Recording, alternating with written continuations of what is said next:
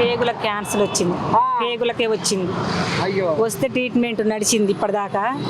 అయితే ఇప్పుడు ఎందుకు పిటి స్కానింగ్ తీయాలన్నారు, అది తీపిస్తే 16,000 అయితే అంటుర్రు. దాని గురించి పిల్లగాడిని రమ్మని చెప్పిన. అయ్యో 16,000 అంటే ఇక నీకు రెక్కలు ముక్కలు చేసుకునే దాని అయితే కన్న కష్టం చేసుకునే దాని అయితే మట్టితోని పోరాడి కూలి ఆలో చేసుకొని సంసారం కూలి చేసుకునే వాళ్ళమే. అయ్యో 16,000 అయితేనే ఆడ వైద్యం చేస్తామంట. వాళ్ళు కీమోలు కనుక పెట్టి రన్ అయిపోయినాయి, అన్ని ఫ్రీ అయినాయి అంత ముందు. అయితే ఇప్పుడు ఆయనకి కొంచెం కాళ్ళు వాపను, పేగులు పొట్ట ఉబ్బు వచ్చింది.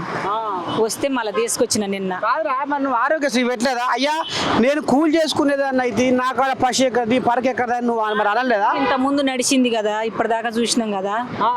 ఈ స్కానింగ్కి అయితే ఎంత 16,000 అయితే అన్నారు. 16,000 తెస్తేనే ఇప్పుడు పరీక్షలు అట్లా స్కానింగ్ తీయాలి. బాబుని రమ్మని చెప్పిన రాత్రి ఫోన్ చేసి. నీ కాడ పైసలు లేక బయట కూర్చున్నావు.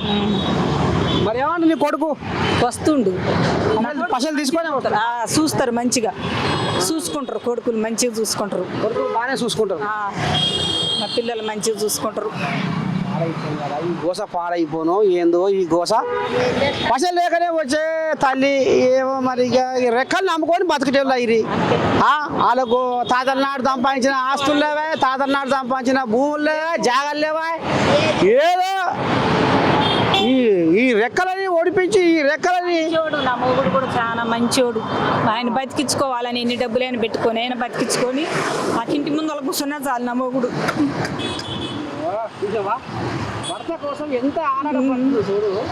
అయితే లోకం మీద ఇంకేం కావాలి అని ఇవాళ పట్నంలోకి వచ్చింది. షెడ్డో పడ్డో బసవతారకంలో వైద్యం అందుతుంది, కానీ మన ఆయన గీలకు స్కానింగ్లకు ఇప్పుడు 16,000 పైగా తేవాలంటే ఏడ తెచ్చి పాడవుతుంది. వచ్చిపోయే తువ్వకిరాయిలే మామూలుగా అవుతాయా ఈ తువ్వకిరాయిలు? ఇక మరి వాళ్ళు ఏమైనా బస్సులలో ఆడంగిడం వచ్చేటోళ్ళ ఏకంగా ఏమైనా టాటా సుమోనో లేకపోతే కారో అదో ఇదో కట్టుకొని రావాలి. 4,000 అవుతున్నాయి. అయ్యో చేతగాట్లే కదా. అంతేనా?